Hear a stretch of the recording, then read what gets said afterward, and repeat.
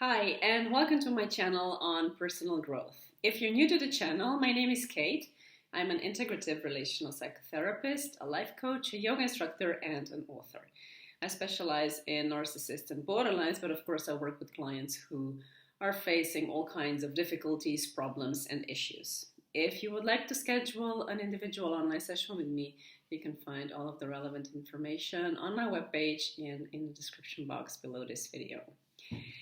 Since spring is in the air, I thought I should talk about relationships today. More specifically, about the mistakes we keep on making in our intimate relationships. These mistakes are then very often a cause of anger, sadness, frustration, and disappointment in relationships. So, I'm going to mention 7 of them. I'm sure there are many more mistakes that we either keep making or that we have made at least once in our lifetime. But these 7 mistakes are not too complicated from the point of view of correcting them.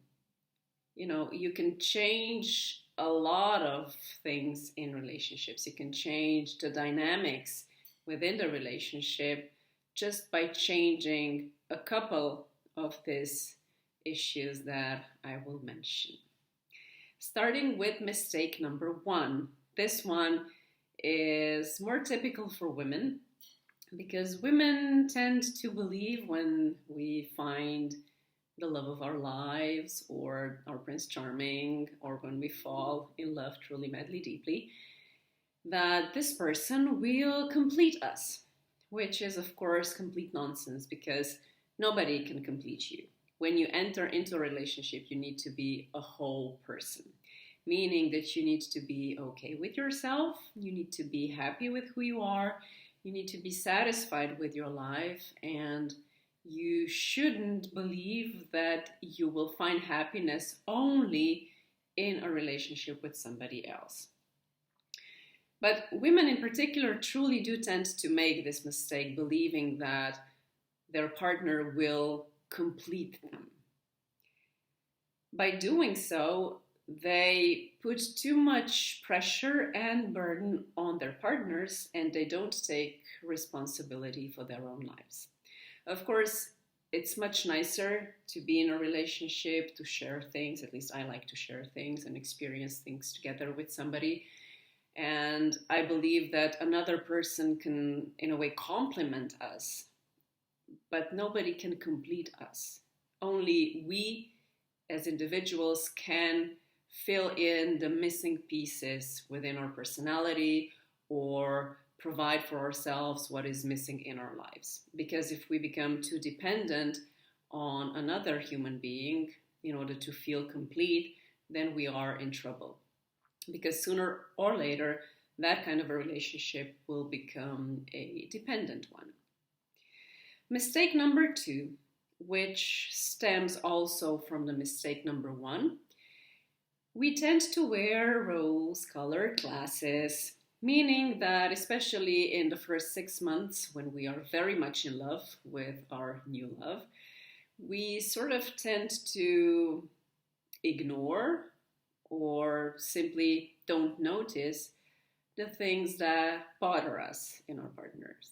It could be something big, it could be something small, but when we are wearing rose-colored glasses, we just think all of that away as if it doesn't exist. Of course, this strategy can work for some time, but it cannot last for very long, especially if we are talking about fundamental differences that we notice between ourselves and our partners. Another mistake that we, especially women again, keep making is that we believe our partners will change because of us or that we have the power to change them. We often embark on a mission of changing our partners, but in the end, we end up disappointed and angry and upset, and we blame our partners because they hadn't changed the way we expected them to change. We don't have the power to change anyone. We can only change ourselves, and by changing ourselves, we can impact other people and encourage them to change as well. Because people will only change when we change. We cannot induce change in another person. Or if we manage to do that somehow, that change will not be permanent. It will only be temporary. Mistake number 4 that we keep making is that we change because our partner wants us to change. Well, when we are in a relationship, compromises are always needed. And if there are things that truly bother our partner, then of course we can try and correct them or at least mitigate them. Or, if my partner really hates something about me, then I will definitely think about that and consider the possibilities of somehow changing that or at least modifying it to a certain extent. But when we are in love with somebody, and if we believe that we have finally found somebody who completes us, we are afraid that one day we might lose them. And that we might lose them if we don't do exactly as they tell us to do. So we keep changing in a direction that does not feel comfortable for us. We no longer engage in hobbies that we used to have. We stop going out with friends. We start avoiding people that our partner doesn't like, and so on and so forth. It's never a good idea to change too much in a relationship. Of course, when we are in a relationship, we all need to change a little tiny bit, but not like experience an overhaul. Next issue that is often quite problematic, not only in intimate relationships, but in our professional relationships or friendly relationships as well, is communication. We do not know how to communicate properly. Why? Because we often don't know what we want. And when we don't know what we want, we become agitated, we become frustrated because our partners cannot read our minds and they don't deliver what we were hoping they would deliver. Of course, they can never do that because we didn't know in the first place what we wanted. If we do know what we want, we often have difficulties communicating that effectively and efficiently to our partners. So communication is very often a huge problem in all relationships. And frequently it leads to arguments because of misunderstandings.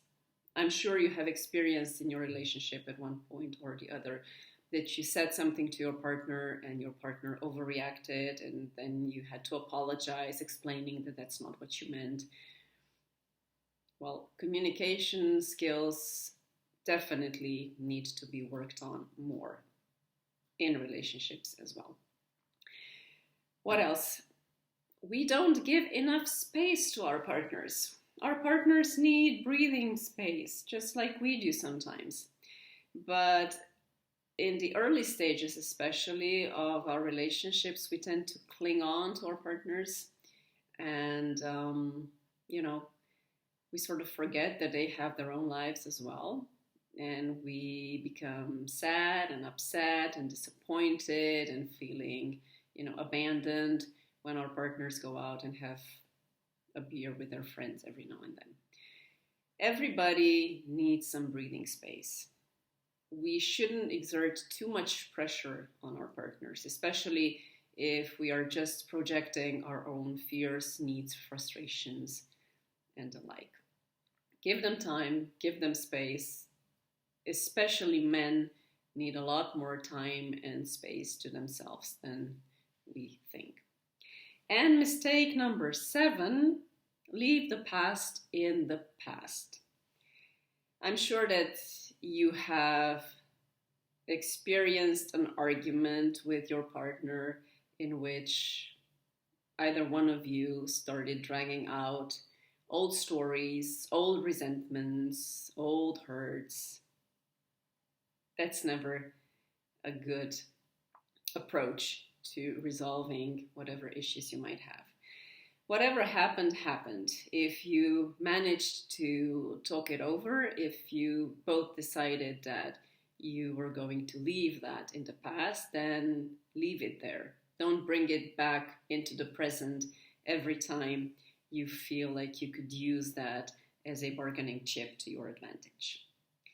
So these would be the 7 most common mistakes that we keep making in relationships and that we can quite easily correct or do away with.